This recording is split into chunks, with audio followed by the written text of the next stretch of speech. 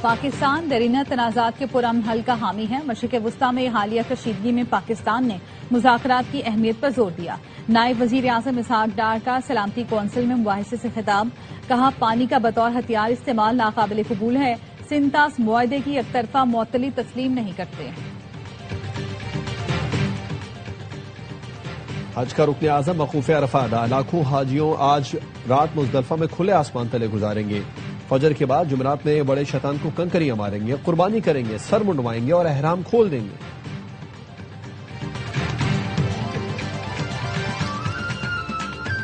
خرید قربا میں رہ گئے چند گھنٹے باقی، مویشی منڈیوں میں خریداروں کا رش، آخری وقتوں میں بھی بیوپاری قیمتیں کم کرنے کو نہیں تیار۔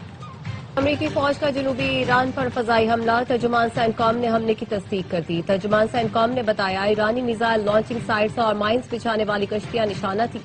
امریکی فوجیوں کو ایرانی خطرات سے بچانے کے لیے دفاع میں حملے کیے۔ ترجمان کا مزید کہنا تھا امریکی سینٹرل کمانڈ جنگ بندی کے دوران تحمل کے ساتھ دفاع کر رہی ہے۔ ایرانی میڈیا نے بندر عباس پر 3 حملوں کی تصدیق کر دی۔ ایرانی میڈیا کے مطابق صوبہ ہمزگان کا فضائی دفاعی سسٹم بھی فعال کر دیا گیا۔ خلیج عمان میں امریکی جنگی بحری جہازوں پر میزائل داغے جانے کی اطلاعات ہیں۔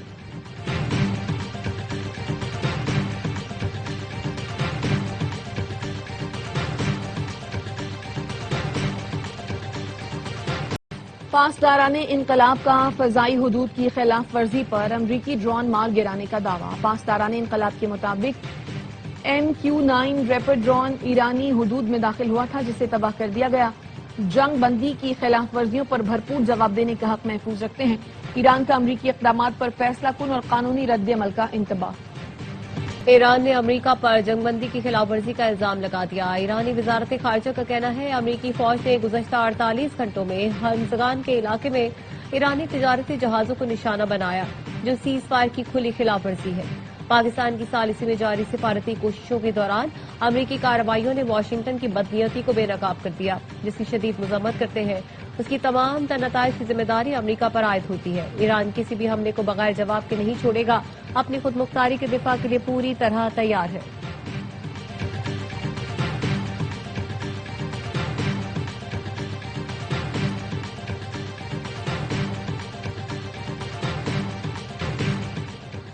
مرگ برا امریکہ، اسلامی جمہوریہ کا مستقل نعرہ رہے گا۔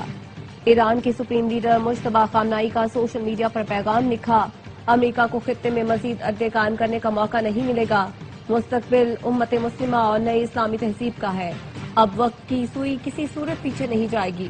خطے کے غیور قومیں اور سرزمین اب امریکی فوجی اڈوں کے لیے ڈھال نہیں بنے گی۔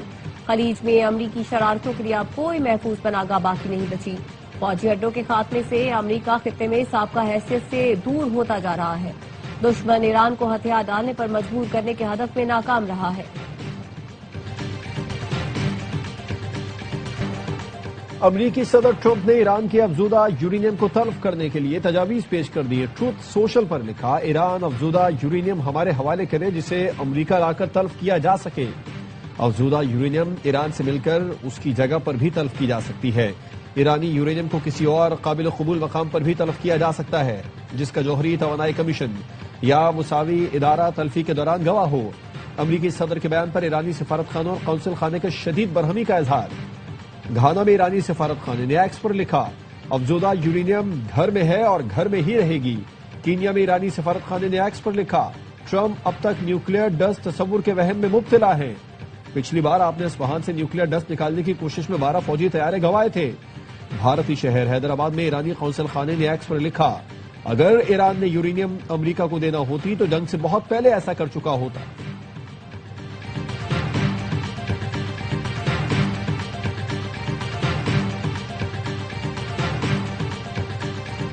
ایران کے ساتھ معاہدہ اب بھی ممکن ہے۔ امریکی وزیر خارجہ مارکو روبیو کہتے ہیں قطر میں مذاکرات ہوئے ہیں، دیکھنا ہوگا کوئی پیش رفت ہو سکتی ہے یا نہیں۔ صدر ٹرمپ نے اس کام کو انجام دینے کی خواہش ظاہر کی، یا تو وہ ایک اچھا معاہدہ حاصل کریں گے یا کوئی معاہدہ نہیں کریں گے۔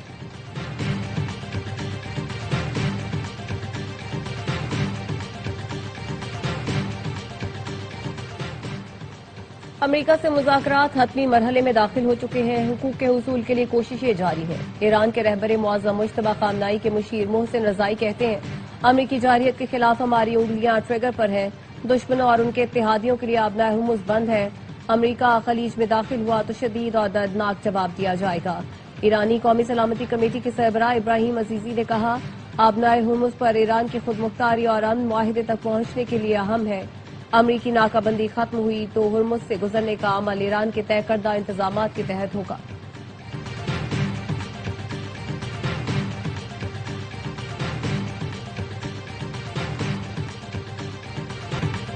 سیالکوٹ میں برہمن بیل نے منڈی لوٹ لی، لوگوں کی بڑی تعداد تگڑے بیل کا دیدار کرنے آ رہی ہے۔ مالک کہتا ہے بڑے نازوں سے پالا ہے۔ فیصل آباد والے بھی عید قربان کے لیے پرجوش۔ فیصل آباد میں ایک خاندان بڑی تعداد میں قربانی کرتا ہے۔ قصور کی منڈی میں اونٹوں کی مانگ، پشاور میں پہاڑی بکروں کی دھوم، اسکردو میں پہاڑی یاک موجود، ایبٹ آباد کی منڈیوں میں بھی خوب رش۔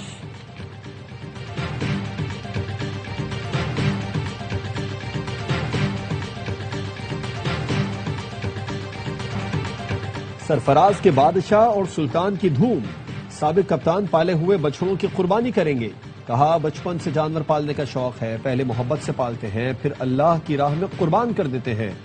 ہیڈ کوچ نے کال پر حسن علی اور فہیم اشرف کو کراچی آنے کی دعوت بھی دے دی، کہا بقرعید کا کراچی جیسا حسن دنیا کے کسی حصے میں دیکھنے کو نہیں ملتا۔ بیٹنگ کوچ اسد شفیق نے بھی ویڈیو کال جوائن کی۔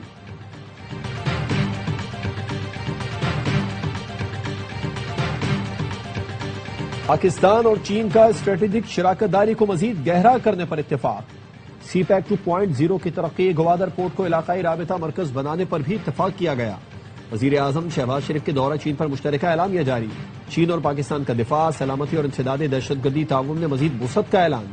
چین نے مسئلہ کشمیر کو تاریخی تنازع قرار دیتے ہوئے اقوام متحدہ قراردادوں کے مطابق حل کی حمایت دہرائی۔ پاکستان اور چین کا مشرق وسطی میں امن و استحکام کے لیے مشترکہ کردار جاری رکھنے پر بھی اتفاق۔ چین کا پاکستان کی خود مختاری، سلامتی اور علاقائی سالمیت کے لیے غیر متزلزل حمایت کا اعادہ اور عزم کا اظہار۔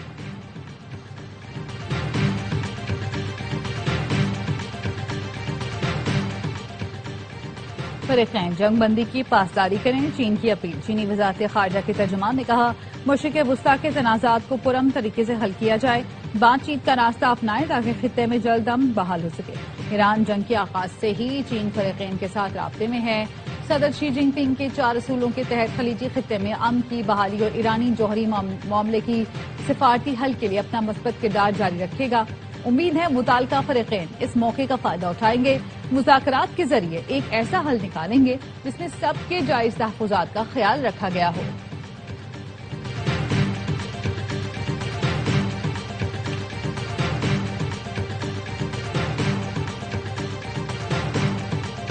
پاکستان کی ثالثی کردار کی عالمی سطح پر پذیرائی۔ ٹی آر ٹی کا کہنا ہے، امریکہ ایران کشیدگی کے دوران پاکستان قابل اعتماد ثالث کے طور پر سامنے آیا۔ فیلڈ مارشل عاصم منیر کے ثالثی اور سفارتی کردار نے پاکستان کی علاقائی اہمیت کو نئی تقویت دی۔ فیلڈ مارشل عاصم منیر حقیقت پسند اور نتائج پر مبنی سفارتی انداز رکھنے والی شخصیت کے طور پر سامنے آئے۔ ان کی سفارتکاری تشہیر کے بجائے خاموش روابط اور بیک چینل ڈپلومیسی پر مبنی ہے۔ مشکل حالات میں بھی امریکہ ایران کے درمیان روابط کا سلسلہ برقرار رکھا۔ پاک بھارت کشیدگی کے بعد فیلڈ مارشل عاصم منیر کی عسکری اور سفارتی ساکھ مزید مضبوط ہوئی۔ پاک سعودی دفاعی معاہدے نے پاکستان کی علاقائی ساکھ کو مضبوط کیا۔ فیلڈ مارشل عاصم منیر نے پاکستان کی مغربی سرحدوں پر دہشت گردی کے خلاف سخت موقف اپنایا۔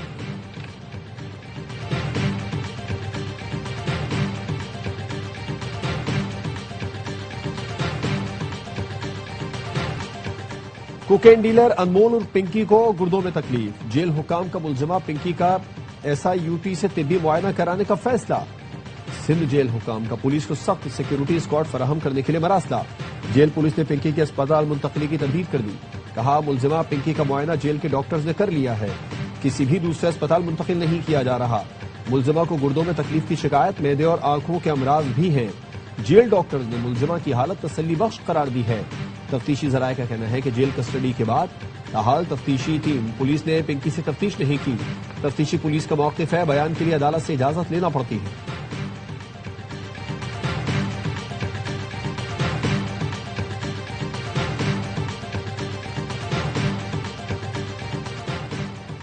PTI کے 50 سے زائد MPs نے وزیر اعلیٰ KP کے خلاف گروپ بنا لیا۔ ذرائع کا کہنا ہے بانی پی ٹی آئی بھی سہیل آفریدی کی کارکردگی سے نالاں ہے۔ کے پی حکومت کے لیے بجٹ کی منظوری میں مشکلات کا خدشہ۔ سہیل آفریدی نے محسن نقوی سے ملاقات بھی اسی مشکل سے نکلنے کے لیے کی تھی۔ مولانا فضل الرحمان سے بھی وزیر اعلیٰ کے پی نے حمایت مانگی۔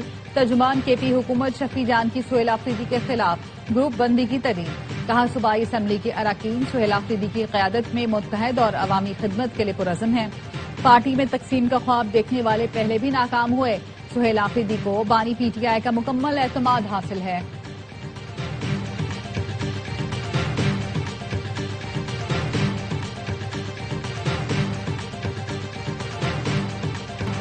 ملک قومی حکومت کی جانب بڑھ رہا ہے۔ بجٹ کے بعد اس میں تیزی آئے گی۔ آنے والے دنوں میں گرینڈ اپوزیشن الائنس کانفرنس بلائے جا رہے ہیں۔ مولانا فضل الرحمان پی ٹی آئی اور پیر پگارا کو بھی بلائیں گے۔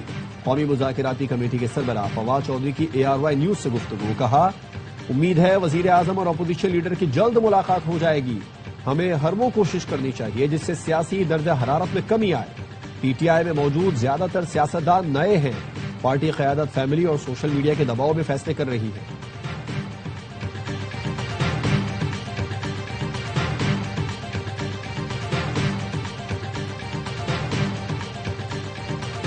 اسرائیل کی جانب سے جنگ بندی کی خلاف ورزی۔ اسرائیلی فوج کا غزہ کے المغازی کیمپ پر ڈرون حملہ، 5 فلسطینی شہید۔ لبنان کے جنوبی علاقوں میں اسرائیلی فضائی حملوں میں 12 افراد شہید، متعدد زخمی ہو گئے۔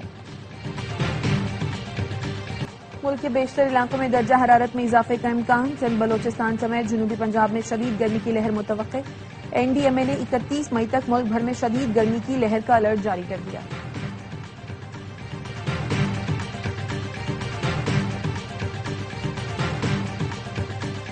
سونے اور چاندی کی قیمتوں میں کمی۔ فی تولہ سونا 2400 روپے کم ہو کر 4,75,362 روپے کا ہو گیا۔ بین الاقوامی مارکیٹ میں فی اونس سونا $24 کمی سے $4,530 پر آ گیا۔ فی تولہ چاندی 153 روپے کمی سے 8,117 روپے میں فروخت ہو رہی ہے۔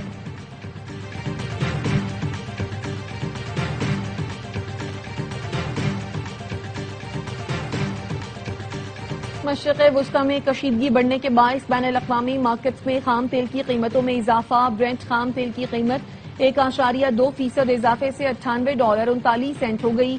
ویسٹ ٹیکسس خام تیل کی قیمت 1.3% اضافے سے $92.16 فی بیرل ہو گئی۔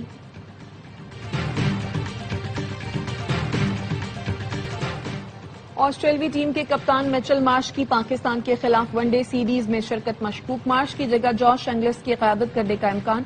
آسٹریلوی میڈیا کا کہنا ہے میچل مارش ٹخنے کی انجری میں مبتلا ہیں۔ پیٹ کمنز اور ٹریوس ہیڈ نجی لیگ میں مصروف ہیں۔ پاکستان اور آسٹریلیا کے درمیان 3 میچ کی سیریز 30 مئی سے راولپنڈی میں شروع کی جائے گی۔ اور ARY نیوز پر ہوگی بڑی عید پر تینوں دن بڑی انٹرٹینمنٹ۔ ہر بار کی طرح اس بار بھی ہوگا ایک سے بڑھ کر ایک پروگرام۔ باخبر سویرا، ہوشیاریاں، معصومانہ شو میں ہوگی آپ کی پسندیدہ شخصیات سے ملاقات۔ بڑی عید کے 3 دن قہقہوں، خوشیوں اور محبتوں کے رنگ صرف ARY نیوز کے سنگ۔